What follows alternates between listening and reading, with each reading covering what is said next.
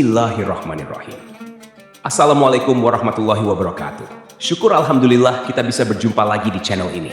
Shalawat dan salam selalu dan tetap tercurahkan kepada junjungan kita, Nabi besar Muhammad Shallallahu Alaihi Wasallam. Allahumma sholli ala Sayyidina Muhammad wa ala ali Sayyidina Muhammad. Hai, harapan dan doa saya, semoga saudaraku semuanya selalu diberikan kesehatan, dilapangkan rezekinya, diampuni dosa-dosanya, dan dipanjangkan umurnya. Amin ya Rabbal Alamin. Hai sahabat beriman yang dirahmati Allah. Setiap orang memiliki garis takdirnya masing-masing, baik itu rezeki, jodoh, maupun kematian. Ini memang tak bisa dipungkiri bahwa semua itu sudah diatur oleh Yang Maha Kuasa, Allah Subhanahu wa Ta'ala. Mungkin kita pernah melihat bahwasanya meski sebagian besar orang melakukan kerja keras agar mendapatkan rezeki atau kekayaan yang berlimpah, namun pada kenyataannya masih banyak yang belum mampu mendapatkan layaknya yang diinginkan. Sementara di sisi lain, ada beberapa golongan yang justru dikejar rezeki dari manapun asalnya, atau kita menyebutnya sebagai orang yang dijamin rezekinya oleh Allah Subhanahu wa Ta'ala. Ini sebagaimana yang dijelaskan dalam Quran surat At-Talaq ayat 3. Allah Subhanahu wa Ta'ala telah berfirman, dan memberinya rezeki dari arah yang tiada disangka-sangkanya. Dan barang siapa yang bertawakal kepada Allah, niscaya Allah akan mencukupkan keperluannya. Sesungguhnya Allah melaksanakan urusan yang dikehendakinya. Sesungguhnya Allah telah mengadakan ketentuan bagi tiap-tiap sesuatu. Dari ayat tersebut sudah dijelaskan bahwa barang siapa yang bertawakal kepada Allah, niscaya Allah akan memberi jalan keluar dan rezeki dari segala arah yang tak pernah kita sangka-sangka datangnya. Lalu siapa dan apa cirinya orang yang selalu dikejar-kejar rezeki tersebut? Pertama, orang yang suka bersedekah. Seperti yang kita tahu, bersedekah merupakan hal yang sangat terpuji. Karena dengan memberikan sedikit harta dari penghasilan kita, secara tidak langsung kita telah membantu banyak orang. Dan doa orang yang teraniaya sangatlah mustajab di hadapan Allah Subhanahu wa Ta'ala. Mungkin saudaraku semuanya juga sudah mengetahui bahwasanya apabila kita bersedekah dengan ikhlas, maka Allah Subhanahu wa Ta'ala akan mengganti berlipat-lipat, baik di dunia maupun di akhirat kelak. Hal ini sudah dijelaskan dalam Quran. Surah Al-Baqarah ayat 261. Perumpamaan nafkah yang dikeluarkan oleh orang-orang yang menafkahkan hartanya di jalan Allah adalah serupa dengan sebutir benih yang menumbuhkan 7 bulir. Pada tiap-tiap bulir 100 biji. Allah melipat gandakan ganjaran bagi siapa yang Dia kehendaki. Dan Allah maha luas karunia-Nya lagi maha mengetahui. Hai sahabat beriman yang dirahmati Allah. Bolehkah kita bersedekah dan berharap Allah Subhanahu wa Ta'ala mengganti sedekah yang kita keluarkan dengan kekayaan di dunia? Itu boleh-boleh saja, selama kita mengharapnya hanya kepada Allah Subhanahu wa Ta'ala. Dan bukan mengharap supaya ada seseorang yang memberikan kita kekayaan setelah kita bersedekah. Ini yang tidak dianjurkan. Kenapa? Karena kita sudah berharap kepada sesama makhluk ciptaan Allah Subhanahu wa Ta'ala. Sedangkan Allah Subhanahu wa Ta'ala sudah memerintahkan untuk tidak menggantungkan diri kepada sesama makhluknya, yang menandakan kita telah menyekutukan Allah dengan sesuatu. Kedua, orang yang gemar bersyukur. Ini sudah tidak dipungkiri lagi bahwasanya apabila kita selalu bersyukur setiap saat, baik ketika mendapatkan rezeki yang berupa harta benda, kesehatan, atau bahkan dalam kondisi diuji dengan sakit pun, kita bersyukur. Insya Allah, Allah Subhanahu wa Ta'ala akan menambah nikmat kita dan dengan kuasanya akan mengangkat penyakit dalam diri kita. Di dalam Quran surah Ibrahim ayat 7, Allah Subhanahu wa Ta'ala sudah berfirman, dan ingatlah juga tatkala Tuhanmu memaklumkan. Sesungguhnya jika kamu bersyukur, pasti kami akan menambah nikmat kepadamu.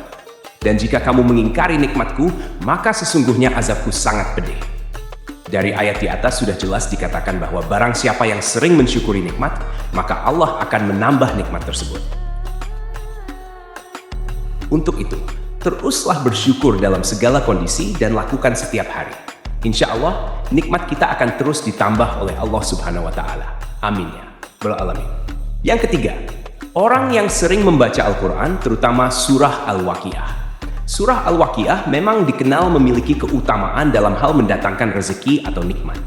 Dalam hadits Ibnu Adi disebutkan bahwa kita sangat dianjurkan untuk mengajarkan surah Al-Waqiah kepada istri, keluarga, dan anak-anak kita. Karena surat tersebut merupakan surah yang mampu menderaskan rezeki bagi siapapun yang mengamalkannya. Insya Allah.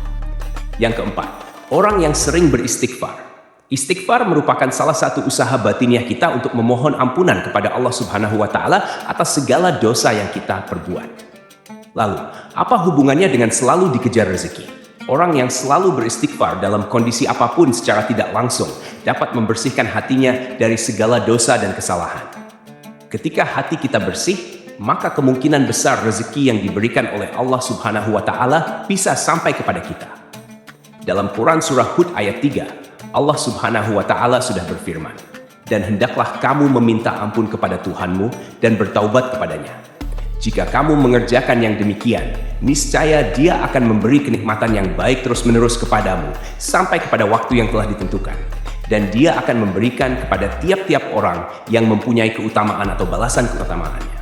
Jika kamu berpaling, maka sesungguhnya aku takut kamu akan ditimpa siksa hari kiamat." Hai sahabat beriman yang dirahmati Allah, marilah kita semua mulai membiasakan untuk terus beristighfar, supaya hati kita menjadi bersih dan kita bisa mendapatkan nikmat yang Allah Subhanahu wa Ta'ala janjikan. Karena kita semua tahu, Allah Subhanahu wa Ta'ala menyukai orang-orang yang berhati bersih. Yang kelima, orang yang suka berdoa dan selalu berusaha. Berdoa dan berusaha merupakan satu paket yang tidak bisa dipisahkan ketika kita meminta sesuatu kepada Allah Subhanahu wa Ta'ala. Karena sangat mustahil orang yang hanya berdoa saja tanpa berusaha akan mampu mendapatkan apa yang diinginkan dalam doanya. Untuk itu, selain kita berdoa, juga harus berusaha untuk mendapatkan hasil dari doa yang sudah kita panjatkan kepada Allah Subhanahu wa Ta'ala. Sebagaimana sebuah ungkapan, "Man jada wajada", yang artinya barang siapa yang bersungguh-sungguh akan menemukan hasil yang diinginkan. Kemudian yang keenam, orang yang selalu tawakal kepada Allah Subhanahu wa Ta'ala. Secara harfiah, tawakal adalah berserah diri dan menyandarkan hati hanya kepada Allah Subhanahu wa Ta'ala.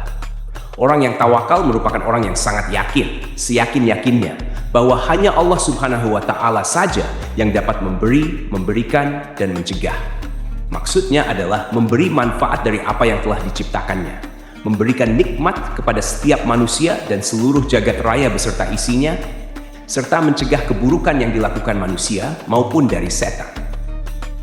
Dari Umar bin Khattab radhiyallahu anhu, Rasulullah shallallahu alaihi wasallam pernah bersabda, "Seandainya kalian sungguh-sungguh bertawakal kepada Allah, sungguh Allah akan memberi kalian rezeki, sebagaimana Allah memberi rezeki kepada seekor burung yang pergi dalam keadaan lapar dan kembali dalam keadaan kekenyangan."